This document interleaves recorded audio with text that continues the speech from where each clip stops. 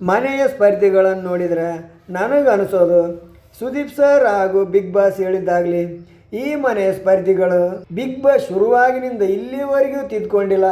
ಇನ್ನು ಲಾಸ್ಟ್ ಒಂದು ವಾರ ಇರಕ್ಕೆ ತಿದ್ಕೊಳ್ತೀವ. ನೀವು ಏನೋ ಹೇಳ್ಬೇಕಾಗಿದೆ ಅದನ್ನ ಹೇಳಿ, ಕೇಳೋದು ಬಿಡೋದು, ತಿದ್ಕೊಳ್ಳೋದು ಬಿಡೋದು ನಮಗೆ ಬಿಟ್ಟಿದ್ದು ಅನ್ನೋ ಥರ ಇದೆ. ಶನಿವಾರದ ಎಪಿಸೋಡ್ ಇರೋದೇ ಸುದೀಪ್ ಸರ್ ಬೈದು ಬುದ್ಧಿ ಹೇಳಕ್ಕ ಮನೆ ಸ್ಪರ್ಧಿಗಳಿಗೆ. ಬಿಗ್ ಬಾಸ್ ಮನೆಯಲ್ಲಿ ಯಾವ ಸಂಬಂಧನೂ ಶಾಶ್ವತ ಅಲ್ಲ, ಹಾಗೆ ಬಿಗ್ ಬಾಸ್ ಮನೆ ಯಾರಪ್ಪನ ಆಸ್ತಿಯೂ ಅಲ್ಲ. ಸುದೀಪ್ ಸರ್ ಮನೆಯ ಸ್ಪರ್ಧಿಗಳಿಗೆ ಈ ಮಾತನ್ನು ಹೇಳುತ್ತಾ ಶನಿವಾರದ ಎಪಿಸೋಡನ್ನು ಶುರು ಮಾಡ್ಯಾರ. ಅದರಲ್ಲೂ ಎಸ್ಪೆಷಲಿ ರಕ್ಷಿತಾಗೆ ಕ್ಲಾಸ್ ತಗೊಂಡಿದ್ದಾರೆ. ಪ್ರೋಮೋ ನೋಡಿದ್ರೆ ಅನಿಸ್ತದ ರಕ್ಷಿತಾ ಅವರೇ ಗಿಲ್ಲಿ ಹಾಗೂ ರಘು ಅವ್ರ ಜೊತೆ ಮನೆಯವರು ಯಾರಾದರೂ ಕ್ಲೋಸ್ ಆದರೆ ನಿಮ್ಗೆ ಆಗಲ್ಲ, ಅವ್ರ ಜೊತೆ ಕುಂತ್ಕೊಂಡ್ರೆ ಆಗಲ್ಲ, ಅವ್ರ ಜೊತೆ ಮಾತಾಡ್ತಾ ಇದ್ರೆ ಆಗಲ್ಲ ಅಂಥೇಳಿ ಸುದೀಪ್ ಸರ್ ರಕ್ಷಿತನೇ ಕೇಳ್ತಿದ್ದಾರೆ. ಯಾಕೆಂದರೆ ಈ ವಾರ ಸಹ ರಕ್ಷಿತ ನೋಡಿದರೆ ಸ್ವಲ್ಪ ಅದೇ ಅನಿಸ್ತಿತ್ತು. ರಘು ಅವ್ರ ಜೊತೆ ಯಾರಾದರೂ ರಾಶಿಕಾ ಇನ್ನಿತರ ಯಾರಾದರೂ ಮಾತಾಡ್ತಾ ಇದ್ರೆ ನಿಮಗೆ ಬೋರ್ ಆಗಲ್ವಾ, ನಡಿ ಹೋಗೋಣ ಅಂತೇಳಿ ರಘುಗೆ ಸಹ ಅಂದಿದ್ದಾಳೆ. ಇನ್ನು ಗಿಲ್ಲಿ ಹಾಗೂ ರಕ್ಷಿತಾ ಗಾರ್ಡನ್ ಏರಿಯಾದಲ್ಲಿರುವ ಸೋಫಾ ಮೇಲೆ ಕುಂತ್ಕೊಂಡಾಗ ಆ ಸೋಫಾದ ಮುಂದೆ 2 ಬೀನ್ ಬ್ಯಾಗ್ಗಳು ಇರ್ತವೆ. ಆ ಬೀನ್ ಬ್ಯಾಗ್ಗಳ ಮೇಲೆ ಮಿಕ್ಕಿರೋ ಯಾರಾದರೂ ಮನೆ ಸ್ಪರ್ಧಿಗಳು ಬಂದು ಕುಂತ್ಕೊಂಡ್ರೆ ಆಯ್ತು ಅಂತೇಳಿ ಆ ಬೀನ್ ಬ್ಯಾಗ್ಗಳನ್ನು ಹೋಗಿ ದೂರ ಹೋಗಿ ಇಟ್ಟು ಬರ್ತಾಳೆ. ನಮ್ಮಿಬ್ಬರ ಮಧ್ಯೆ ಯಾರು ಬೇಡ, ನಾವಿಬ್ಬರೇ ಕೂತ್ಕೊಳ್ಳೋಣ ಅಂತೇಳಿ ರಕ್ಷಿತಾ ಹಾಗೂ ಗಿಲ್ಲಿಯ ಮಧ್ಯೆ ನಡೆದಂಥ ಈ ವೀಟಿನ್ ಬೇರೆ ಪ್ಲೇ ಮಾಡಿ ಹೇಳ್ತಿದ್ದಾರೆ ಸುದೀಪ್ ಸರ್ ಹೇಳ್ತಾ, ನೀವೇನು ಈ ಬಿಗ್ ಬಾಸ್ ಮನೆಯಲ್ಲಿ ಸಂಬಂಧ ಕಟ್ಕೊಳಕ್ಕೆ ಬಂದೀರಾ, ಅಣ್ಣ ತಂಗಿ ತಮ್ಮ ತಾಯಿ ಫ್ರೆಂಡ್ಸು ಅಂತೇಳಿ ನೀವೇನು ಕಂಫರ್ಟ್ ಝೋನ್ಗೋಸ್ಕರ ಈ ಬಿಗ್ ಬಾಸ್ ಮನೆಯಲ್ಲಿ ಬಂದೀರಾ?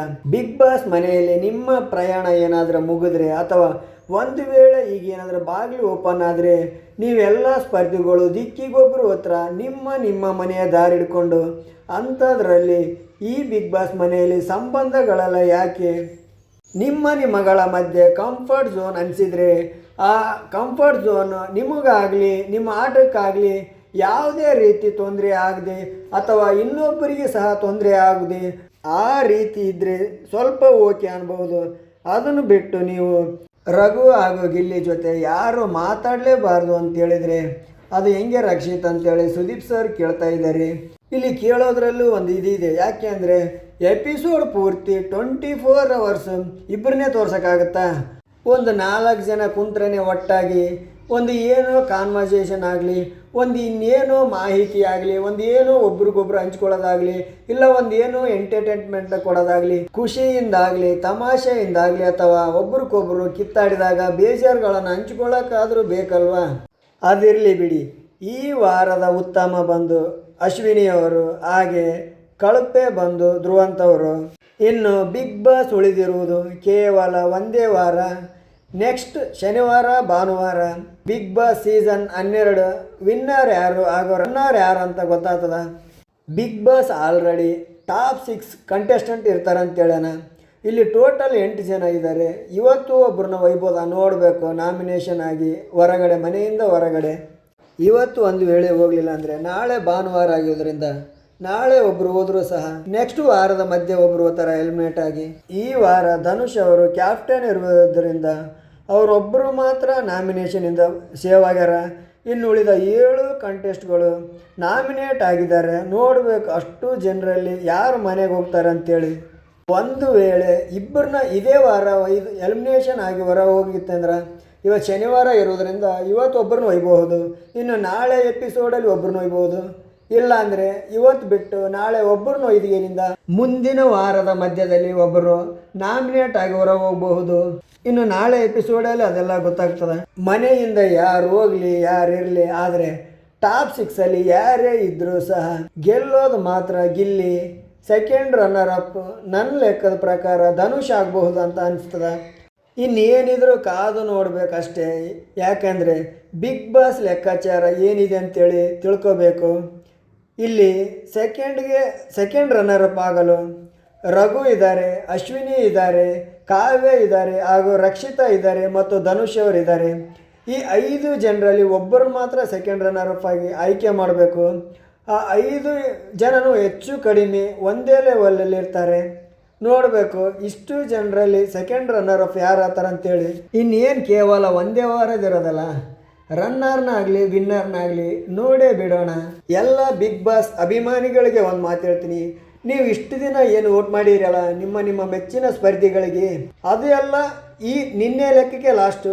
ಇನ್ನೇನಿದ್ರು ನೆಕ್ಸ್ಟ್ ವಾರ ಅಂದರೆ ಸೋಮವಾರದಿಂದ ಮನೆಯಲ್ಲಿರುವ ಅಷ್ಟು ಸ್ಪರ್ಧಿಗಳು ಅಥವಾ ನಿಮ್ಮ ಮೆಚ್ಚಿನ ಸ್ಪರ್ಧಿಯೇ ನಿಮಗೆ ನನಗೆ ವೋಟ್ ಹಾಕಿ ನನ್ನನ್ನು ಗೆಲ್ಲಿಸಿ ಅಂತೇಳಿ ವಿಡಿಯೋ ಮಾಡ್ತಾರೆ. ಯಾಕೆ ಅಂದರೆ ನೀವು ಮುಂದಿನ ವಾರ ಹಾಕೋ ಪ್ರತಿಯೊಂದು ಓಟು ಸಹ ನಿಮ್ಮ ಮೆಚ್ಚಿನ ಸ್ಪರ್ಧಿ ಗೆಲ್ಲಲಿಕ್ಕೆ ಹತ್ರ ಆಗ್ತಾರೆ, ಗೆಲುವಿನತ್ತ ಸಾಗಲು ನೆರವಾಗ್ತದೆ. ಕಳೆದ ಬಿಗ್ ಬಾಸ್ 11ನೇ ಸೀಸನ್ನಲ್ಲಿ ಗೆದ್ದಂಥ ಬಿಗ್ ಬಾಸ್ ಸೀಸನ್ 11ರ ವಿನ್ನರ್ ಆದಂಥ ಹನುಮಂತ ಲಂಬಾಣಿಯವರು ಸುಮಾರು 5 ಕೋಟಿಯಷ್ಟು ಓಟ್ಗಳನ್ನು ಪಡೆದಿದ್ದರು. ಈ ಸಲ ಮಾತ್ರ 1ರಿಂದ 11 ಸೀಸನ್ನಲ್ಲಿ ಯಾರೂ ಅಷ್ಟು ಓಟ್ ಪಡೆದಿರಬಾರ್ದು. ಎಲ್ಲ ಸೀಸನ್ಗಳಲ್ಲಿ ಗೆದ್ದಿರುವ ಕಂಟೆಸ್ಟ್ಗಳ ಪಡೆದಂಥ ಓಟ್ಗಳ ದಾಖಲೆಗಳನ್ನು ಮುರಿದು ಅತಿ ಹೆಚ್ಚಾಗಿ ಈ 12ನೇ ಸೀಸನ್ ಗೆಲ್ಲುವಂಥ ಗಿಲ್ಲಿ ಪಡಿತಾನೆ ಓಟ್ಗಳಂತ ನನಗನ್ನಿಸ್ತದ. ಇನ್ನೇನಿದ್ರೂ ಕಾದು ನೋಡಬೇಕು, ಒಂದೇ ಒಂದು ವಾರ ಇರುವುದು. ನೀವೇ ನೋಡಿರಬಹುದು, ಯಾಕೆಂದರೆ ಬಿಗ್ ಬಾಸಲ್ಲಿರುವಂಥ ಗಿಲ್ಲಿಯ ಆಗಿದೆ. ಬಹುಶಃ 11 ಸೀಸನ್ಗಳಲ್ಲಿ ನಾನು 4 ಸೀಸನ್ನೇನೋ ನೋಡಿದ್ದೀನಿ. 11 ಸೀಸನಲ್ಲೂ ಸಹ ಈ ಲೆವೆಲಲ್ಲಿ ಕೇವಲ ಬಿಗ್ ಬಾಸ್ ಶುರುವಾಗಿ 2-3 ವಾರಗಳಲ್ಲಿ ಗೆಲ್ಲೋರು ಯಾರು ಅಂತೇಳಿ ಗೊತ್ತಾದಂಥ ಏಕೈಕ ಬಿಗ್ ಬಾಸ್ ಸೀಸನ್ 12 ಮಾತ್ರ. ಇರಲಿ, ಇನ್ನು ಶನಿವಾರ ಆಗಿರೋದ್ರಿಂದ ಶನಿವಾರದ ಎಪಿಸೋಡಲ್ಲಿ ಹೆಂಗಂದ್ರೆ ಯಾರ್ಯಾರ ಮನೆಯಲ್ಲಿ ವಾರ ಪೂರ್ತಿ ತಪ್ಪು ಮಾಡಿರ್ತಾರೋ ಅಥವಾ ವಾರ ಪೂರ್ತಿ ಏನೂ ಮಾಡದೆ ಹಾಗೆ ಸುಮ್ಮನೆ ಇರ್ತಾರೋ ಅವ್ರುಗಳಿಗೆಲ್ಲ ಕ್ಲಾಸ್ ತಗೊಳ್ತಾ ಗೇಮ್ಗಳಲ್ಲಿ ಆದಂಥ ಮನೆಯ ಚಟುವಟಿಕೆಗಳಲ್ಲಿ ಆದಂಥ ಮನೆಯ ಸ್ಪರ್ಧೆಗಳ ಮಧ್ಯೆ ಬಂದಂಥ ಭಿನ್ನಾಭಿಪ್ರಾಯಗಳನ್ನು ಶನಿವಾರ ತಿಳಿಸಿ ಮನೆಯ ಸ್ಪರ್ಧಿಗಳಿಗೆ ಹೇಳಿ ಅವರೆಲ್ಲ ಆದಂಥ ಸರಿ ತಪ್ಪುಗಳನ್ನು ತಿದ್ದಿ ಮತ್ತೆ ಮುಂದೆ ಇದೆಲ್ಲ ಆಗಬಾರ್ದಂತ ಹೇಳುವಷ್ಟರಲ್ಲಿ ಶನಿವಾರದ ಎಪಿಸೋಡ್ ಪೂರ್ತಿ ಮುಗೀತದ. ಅದಿರಲಿ ಮೊದಲ ಗಿಲ್ಲಿಯ ಆಶೆಯಂತೆ ಗಿಲ್ಲಿ ಕಳೆದಂಥ ಎಪಿಸೋಡಲ್ಲಿ ಕಾವ್ಯನ ಮುಂದೆ ಹೇಳ್ತಿರ್ತಾನೆ, ನಾನು ಆಚೆ ಹೋಗೋಷ್ಟರಲ್ಲಿ 1 ಮಿಲಿಯನ್ ಆಗಬೇಕು ಕಾವು ಅಂತೇಳಿ.